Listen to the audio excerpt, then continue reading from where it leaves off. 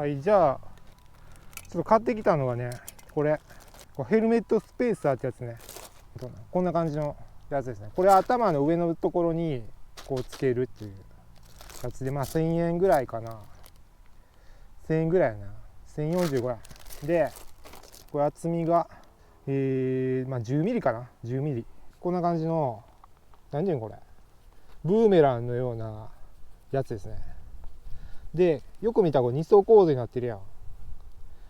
この柔らかい、めっちゃ柔らかいヘナヘナのスポンジとちょっと反発力のあるスポンジですが、まあ両方ともなんていうかな、そんなに高反発じゃない感じやね。でこれでこのシール剥がして貼っていくみたいな。ヘルメットのこの内側のところに貼るんやけど、これってどうなの？これでこれどっちが前かわからない。これでいいのか。あ、こっちが前か。前後ろあったんす。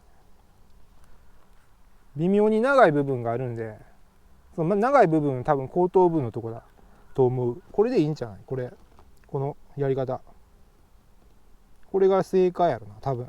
これで一応かぶってみる。悪くねえ、悪くはねえな。いいかも。というわけで、まあいろいろ持ってきましたけど、ハサミとか使わんかったな。まあ家でカッティングするときはまたやりますかもね。あ、ちゃんと書いてあるね、これ。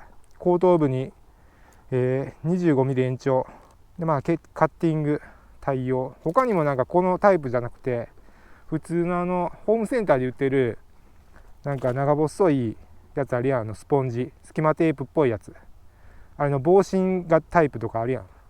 ああいうので、まあスポンジ型の方がいいですね。ああいうので防振用の高反発ウレタンとかあったんやけど、それちょっと入れてみたらやっぱり頭痛くなるので、柔らかいこういうヘニョヘニョのスポンジを入れる方がヘルメット向きみたいですね。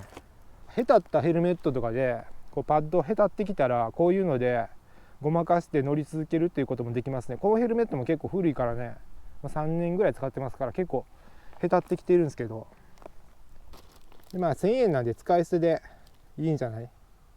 まあ、へたってきたら交換して。というわけでヘルメット、フィッティング適当にやってみました。あとはね、まあ、この隙間とかに埋めていったら、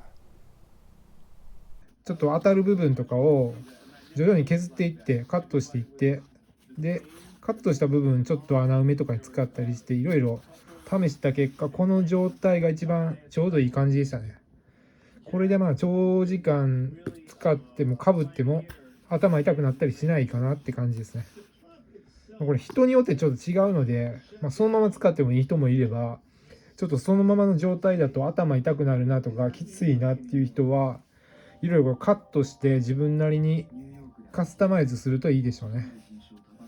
しばらくこれ使ってみよう。